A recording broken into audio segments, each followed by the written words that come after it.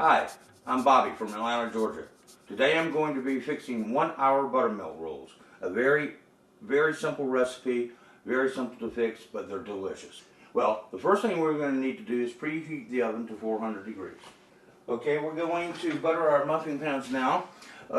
This recipe calls for 18 rolls. Okay, it's very simple. I'm just going to cut off a little softened butter here. I like to do it in my hands, the old-fashioned way. Now we have our muffin pans ready. We're going to start mixing our ingredients.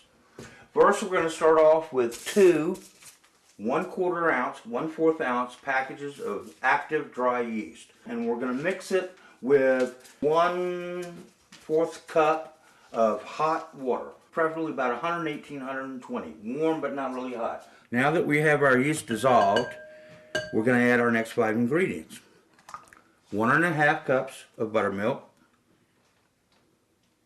And it's important that the buttermilk be at room temperature because you're using the active yeast and you don't want to shock it with cold substances. Now we're going to add 3 tablespoons of sugar, 1 teaspoon of salt, 1/2 teaspoon of baking soda, and 1/2 cup of vegetable shortening.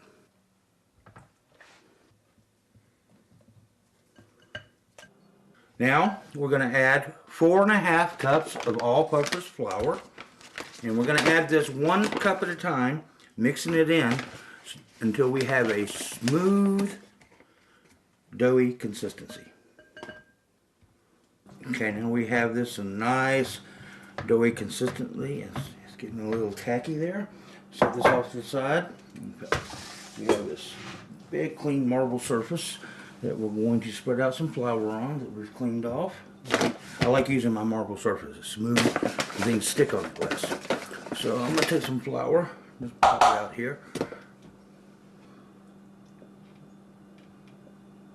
Okay, now we're going to knead this with the flour, for about 8 to 10 minutes because you want to get it good and knead it out. It's nice, delicious. Get a good consistency going. Makes for a nice, delicious buttermilk roll that is great at Thanksgiving and sometimes very hard to get at the store because they sell out. So now you know how to do it, a simple 1-hour recipe. And we're going to let that stand for about 10 minutes so that it will rise. Okay, now that our dough has sat for 10 minutes and kneaded up there a little bit, now we're going to cut it into 18 pieces, put it into our muffin pans, and we're going to take each single piece for each muffin and then break it into 3 pieces, roll it into little balls, and we're going to drop it into the pan. And depending on how the weather is and the climate and the altitude that you're at, will determine how well they rise. Sometimes they rise pretty good and sometimes just a little bit.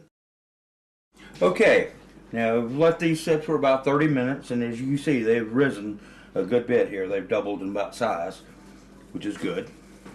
And then we're going to come back and cook them at 400 degrees for about 18-20 minutes.